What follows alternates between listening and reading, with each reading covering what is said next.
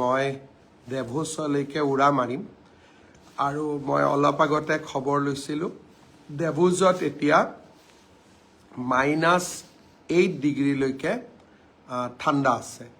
আপোনালোকে অনুমান কৰিব পাৰে যে -8 ডিগ্ৰী মানে কিমান ঠাণ্ডা হ'ব। যি নহওক এটা আমাৰ ৰাজ্যখনৰ বাবে এটা বিৰল গৌৰৱৰ ক্ষণ যে ৱৰ্ল্ড ইকনমিক ফৰামৰ দৰে এখন বিশিষ্ট প্লেটফৰ্মত য'ত নেকি গোটেই বিশ্বৰ উদ্যোগপতিসকল আহে, পলিটিচিয়ানসকল আহে, ইণ্টেলেকচুৱেলসকল আহে, ইকনমিষ্টসকল আহে, তেনেকুৱা এখন প্লেটফৰ্মত এইবাৰ প্ৰতিনিধিত্ব কৰিবলৈ অসমে সুযোগ পাইছে। মই পুনৰ এবাৰ আপোনালোকৰ সকলোৰে শুভেচ্ছা বিচাৰিছোঁ যাতে অসমৰ বিষয়ে, অসমৰ সম্ভাৱনা, অসমৰ সম্পদৰ বিষয়ে মই বিশ্বৰ এই ইকনমিক ফৰামত বা অৰ্থনৈতিক সংস্থাৰ মঞ্চত ৰাজ্যখনৰ সম্ভাৱনা, সম্পদ, মানৱ সম্পদ, গোটেই পৰ্যটনৰ সুবিধা, এই সকলো বিষয়ে যাতে মই ক'ব পাৰোঁ আপোনালোকৰ শুভেচ্ছা বিচাৰিছোঁ। যোৱাকালি আমাৰ বড়ো জনগোষ্ঠীৰ লোকসকলে বা মোৰ বড়ো ভাই ভনীসকলে ইমান ধুনীয়া বাগৰুম্বা নৃত্যৰ প্ৰদৰ্শন কৰিলে যে এতিয়া সমস্ত ভাৰতৰ ছ'চিয়েল মিডিয়াত ই অত্যন্ত ভাইৰেল হৈছে। চাইনাই যেতিয়া অলিম্পিক পাতিছিলে, অলিম্পিকৰ উদ্বোধনী অনুষ্ঠানৰ যি তেওঁলোকৰ যি এটা সৌন্দৰ্যৰ সৃষ্টি কৰিছিল, সুন্দৰ কৰি চাইনাই অলিম্পিকৰ উদ্বোধনী শ্ব' কৰিছিলে। আজি গোটেই ভাৰতবৰ্ষৰ লোকে আমাৰ বাগৰুম্বা নৃত্যক সেই উদ্বোধনী অনুষ্ঠানৰ লগত তুলনা কৰিছে। আপোনালোকে চিন্তা কৰক, চাইনাৰ দৰে এখন ৰাষ্ট্ৰৰ অলিম্পিকৰ উদ্বোধনী অনুষ্ঠান আৰু আমাৰ অসমত বাগৰুম্বা নৃত্যৰ প্ৰদৰ্শন, আমাৰ ঐতিহ্য, আমাৰ সংস্কৃতিয়ে আৰু আমাৰ শক্তিশালী প্ৰদৰ্শনে আজি চাইনাৰ দৰে এখন দেশৰ লগত অসমৰ তুলনা আৰম্ভ হৈছে। প্ৰধানমন্ত্ৰী নৰেন্দ্ৰ মোদী ডাঙৰীয়াই যোৱা কালিৰ পৰা আজিলৈকে কেইবাটাও টুইট কৰিছে আৰু আপোনালোক সকলোৱে জানে যে সমগ্ৰ বিশ্বতে তেখেতৰ ফলোৱাৰ্ছ আছে ছ'চিয়েল মিডিয়াত, ইনষ্টাগ্ৰামত, ফেচবুকত, টুইটাৰত। আৰু প্ৰধানমন্ত্ৰী মোদী ডাঙৰীয়া এক প্ৰকাৰ অসমৰ ব্ৰেণ্ড এম্বেচেডৰৰ দৰে বাগৰুম্বা নৃত্যক আজি বিশ্বৰ মঞ্চলৈ লৈ যোৱাত সহায় কৰিছে। মই যোৱাকালি বাগৰুম্বা নৃত্যত অংশগ্ৰহণ কৰা আমাৰ যুৱক যুৱতীসকলক বহুত ধন্যবাদ জনাইছোঁ। BTC প্ৰশাসনক, মুৰব্বী হাগ্ৰামা মহিলাৰী ডাঙৰীয়াক ধন্যবাদ জনাইছোঁ। আৰু এই গোটেই অনুষ্ঠানটোতে আমাক বহুত সহায় কৰা বড়ো সমাজৰ আটাইকেইটা জাতীয় সংগঠনক মই পুনৰ এবাৰ ধন্যবাদ জনাইছোঁ। আৰু এই অনুষ্ঠানত অংশগ্ৰহণ কৰা সকলো যুৱক যুৱতীক মই অন্তৰৰ গভীৰতম কোণৰ পৰা কৃতজ্ঞতা জনাইছোঁ। আজি ৰাতিপুৱা আমাৰ বাবে আৰু এক সৌভাগ্যৰ দিন আছিল। মই ৰাতিপুৱা মোৰ ভাষণত কৈছিলোঁ যে মুখ্যমন্ত্ৰী যিদিনাখন মই শপত লৈছিলোঁ 2021 চনৰ 10 মে তাৰিখে, সিদিনাখন মই কল্পনাও কৰিব পৰা নাছিলোঁ যে মোৰ মুখ্যমন্ত্ৰীৰ কালত অসমত ছেমি কণ্ডাক্টৰ আহিব, মোৰ মুখ্যমন্ত্ৰীৰ কালত অসমত ইউৰিয়া এমনিয়া ফেক্টৰী আহিব, 3200 মেগাৱাটৰ থাৰ্মেল পাৱাৰ প্লেণ্ট আহিব, বাঁহৰ পৰা ইথানেল নিৰ্মাণ হ'ব আৰু গুৱাহাটীৰ ৰিং ৰোড, কাজিৰঙাৰ এলিভেটেড কৰিডৰ, এয়া মোৰ কল্পনাৰ বাহিৰত আছিলে। অহা ফেব্ৰুৱাৰী মাহত গুৱাহাটী উত্তৰ গুৱাহাটীৰ মাজত ব্ৰহ্মপুত্ৰৰ দলঙো উদ্বোধন কৰিম। যোৰহাট মাজুলী দলঙৰ কামো কেইটামান দিনৰ পিছতেই পূৰ্ণ গতিত চলিব আৰম্ভ কৰিব।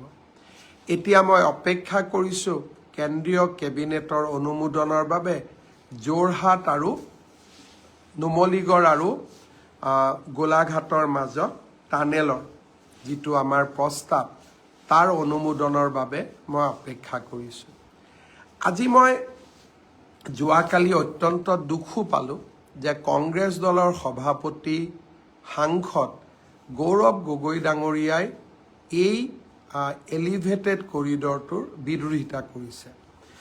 2019 চনত বৰ্তমানৰ নেশ্যনেল হাইৱেটোৰ কাৰণে বানপানীৰ সময়ত কাজিৰঙাত 1300 জীৱ জন্তুৰ মৃত্যু হৈছিল।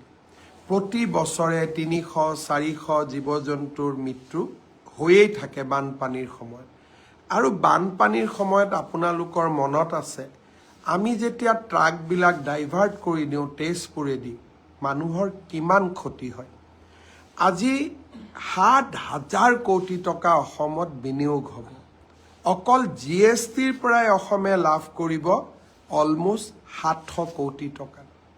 আৰু এই এলিভেটেড কৰিডৰটোৱে কাজিৰঙাৰ বন্য জীৱ জন্তুক ৰক্ষা কৰিব। আৰু আটাইতকৈ ডাঙৰ কথা গৌৰৱ গগৈ ডাঙৰীয়াই প্ৰতিনিধিত্ব কৰা যোৰহাটৰ লোক যেতিয়া গুৱাহাটীলৈ আহিব বা গুৱাহাটীৰ লোক যেতিয়া যোৰহাটলৈ আহিব তাৰ ডিষ্টেঞ্চ 1 ঘণ্টা কমি যাব। 1 ঘণ্টা ডিষ্টেঞ্চ কমা মানে গাড়ীৰ পেট্ৰল কিমান কমিব, গাড়ীৰ ডিজেল কিমান কমিব। আপোনালোকে ইয়াৰ ইকনমিক ভেলুটো চিন্তা কৰক। ফ্লাইঅভাৰ এখন বনালোৱা আৰু ফ্লাইঅভাৰৰ ইকনমিক ইম্পেক্ট। আজি গুৱাহাটী জু ৰোডত ফ্লাইঅভাৰ হৈছে। চিন্তা কৰক আগতে গাড়ীৰ গিয়েৰ বদলাই ট্ৰেফিক জামত লাহে লাহে গাড়ী চলাওঁতে পেট্ৰল ডিজেল কিমান লাগিছিল। এতিয়া ফ্লাইঅভাৰ হোৱাৰ কাৰণে পেট্ৰল ডিজেলৰ খৰচ কিমান কমি গ'ল। গুৱাহাটী আৰু যোৰহাটৰ মাজত যদি 1 ঘণ্টাৰ দূৰত্ব কমি যায় এজন ব্যক্তিয়ে কিমান বেছি তেল ডিজেল পেট্ৰল সঞ্চয় কৰিব আপোনালোকে তাক এবাৰ মাত্ৰ ভাবি চাওক। আজি এই গৌৰৱ গগৈয়ে যোৰহাটত উৰণীয়া সেতু নিৰ্মাণৰো বিৰোধিতা কৰিছিল। কিন্তু মই আজিও কৈছোঁ যে আমি কাৰো বাধা নামানো। হিমালয়ো যদি অসমৰ উন্নতিৰ সন্মুখত থিয় হয় আমি হিমালয়ো পাৰ কৰিম। এইখন অটল, অবিচল আৰু আত্মবিশ্বাসী অসম। 3টা শব্দ মই আপোনালোকক ক'ব খোজোঁ, অটল, অবিচল আৰু আত্মবিশ্বাসী অসম। গৌৰৱ গগৈয়ে বিৰোধিতা কৰিছিলে। যোৰহাটত ফেব্ৰুৱাৰী মাহত আমি উৰণীয়া সেতুখন উদ্বোধন কৰিম। আৰু আজি যোৰহাটৰ এজন ৰাইজেও আমাক বিৰোধিতা কৰা নাই। কাৰণ ৰাইজে দেখিছে যে আমাৰ পলিটিকেল উইল আছে, ৰাজনৈতিক ইচ্ছা শক্তি আছে যে যিমান সময়ত কম সিমান সময়ৰ ভিতৰতে আমি উৰণীয়া সেতু নিৰ্মাণৰ কাম আমি শেষো কৰিম, ৰাইজক উপহাৰো দিম। আজি প্ৰধানমন্ত্ৰী ডাঙৰীয়াৰ আশীৰ্বাদৰ লগে লগে এলিভেটেড কৰিডৰৰ নিৰ্মাণৰ কাম আৰম্ভ হ'ল। এতিয়া গৌৰৱ গগৈ যদি সন্মুখতো থিয় হয়, যেনেকৈ মানুহে এভাৰেষ্ট পাৰ কৰে তেনেকৈ অসমৰ ইচ্ছা শক্তিয়ে তেওঁৰ বাধাক অতিক্ৰম কৰি কাজিৰঙাৰ এলিভেটেড কৰিডৰেৰে আমি জীৱ জন্তুকো বচাম আৰু গুৱাহাটী আৰু যোৰহাটৰ মাজৰ দূৰত্ব 1 ঘণ্টা আমি কমাই পেলাম। শ্ৰদ্ধাৰ অসমবাসী ৰাইজ, 3টা সৰু সৰু খবৰ মই আপোনালোকক দিব খুজিছোঁ। বহুদিনৰ পৰা পুলিচ কনিষ্টবল নিযুক্তিৰ সময়ত মোৰ যুৱ বন্ধুসকলে মোক ৰিকুৱেষ্ট কৰিছিল যে পুলিচৰ ৰিক্ৰুটমেণ্টৰ ঊৰ্ধ্বতম বয়স হয় 18ৰ পৰা নিম্নতম 18, ঊৰ্ধ্বতম 25 বছৰ। তেওঁলোকে কৈছিল যে ইয়াক 1-1-2026ৰ পৰা গন্তি কৰিব নালাগে, 1-1-2025ৰ পৰা গন্তি কৰিব লাগে। যদি আমি 1-1-2025ৰ পৰা ইয়াক গন্তি কৰোঁ তেতিয়া আজি 18 বছৰ হোৱা ল'ৰা ছোৱালীবিলাকে ইয়াত অংশগ্ৰহণ কৰিব নোৱাৰিব। বহুত ল'ৰা ছোৱালী নিৰাশ হ'ব।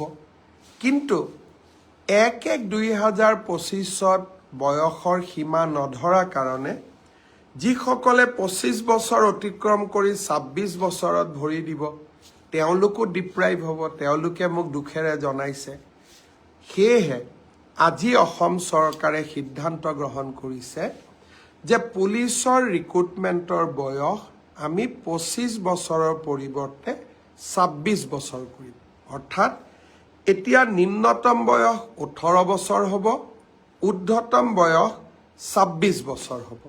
ইয়াৰ ফলত 1-1-2025 যোনে মোক বিচাৰিছিলে তেওঁলোকেও আবেদন কৰিব পাৰিব আৰু 1-1-2026 হোৱা সকলেও আবেদন কৰিব পাৰিব। সহজ ভাষাত পুলিচত এপ্লাই কৰিবৰ কাৰণে হাইয়েষ্ট লিমিট এজৰ ঊৰ্ধ্বতম সীমা আমি 25ৰ পৰা 26 বছৰলৈকে বঢ়াই দিছোঁ।